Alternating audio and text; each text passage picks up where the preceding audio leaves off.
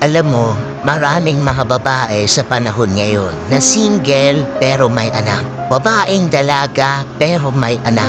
Dalagang ina na nilalait ng iba dahil may anak sila at sa sitwasyon na meron sila.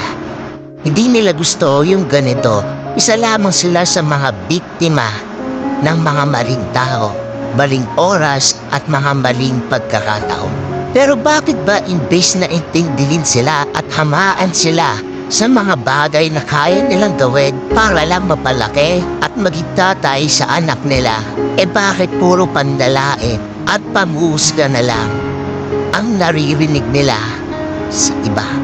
Kaya bago mo husgahan ang pagkatao nila, ginawa ko tong video na to para ipaintindi sa inyo na walang pinagkaiba ang babaeng may anak at ang babaeng dalaga pa pagdating sa respeto at pagtanggap ng iba. Hindi ba ang pagkakaroon ng anak at wala para lang matawag mong mabuting tao ang isang ina? Lagi niyong tatandaan mga tol na wala silang kasalanan. Katulad mo nagmahal lang sila. At kung paano mo itrato, irespeto ang isang babaeng dinidiskartihan mo ngayon, ganun din ang ipakita mong respeto at pagtrato sa mga single mom na dinidiskartihan mo.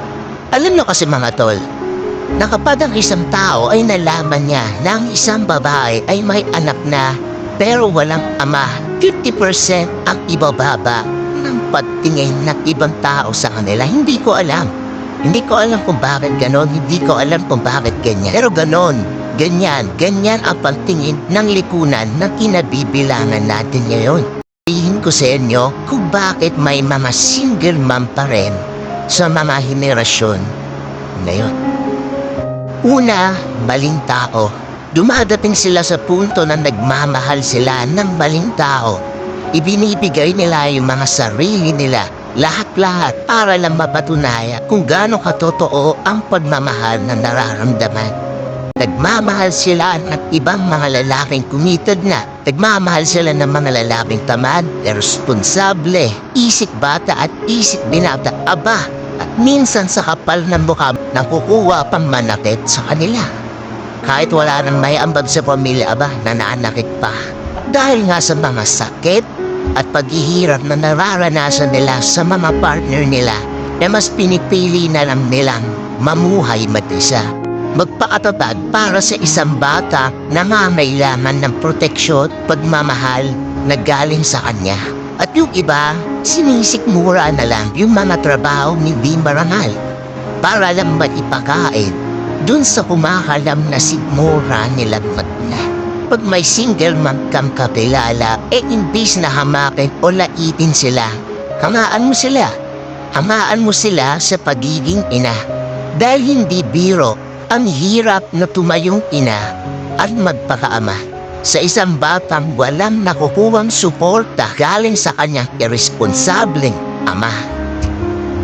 Pangalawa, it's their choice. At dahil nga sa mapait na nakaraan, mga relasyong walang pinatunguhan, mga kasiyahan, oras at mga efforts na napunta lang lahat sa wala, imbis na maghanap ng bagong karelasyon, nag-focus na lang sila sa kanilang mga anak.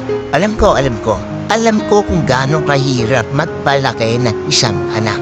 Yung tipong aalis ka sa umaga para pumasok sa trabaho, hindi nakakapagpaalam dahil tulog pa ang anak mo. Ay kipagsiksikan ka sa mga bus, sa mga sasakyan, makapasok lang sa trabaho at magmamadali kang umuwi. Makikipagsiksikan na naman, matatraffic, matapadalan at uuwi kang gabi na at madadatnan mo siyang tulog na siya. Diba?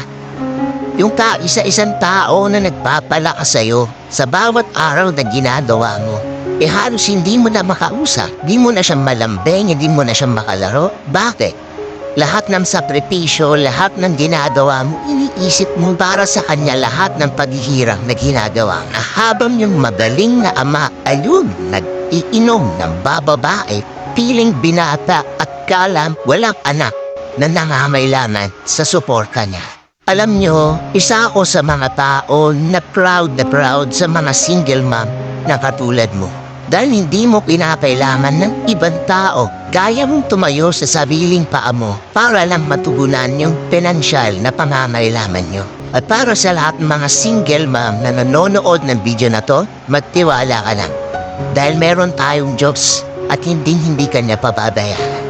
Kaya ingatan mo ang sarili mo. Wag na wag bababa ang pagtingin mo sa sarili mo. Kaya wag na wag mong sasabihin sa akin o sa ibang mga tao na wala nang mawawala sa'yo. Dahil meron pa dignidad at prinsipyo.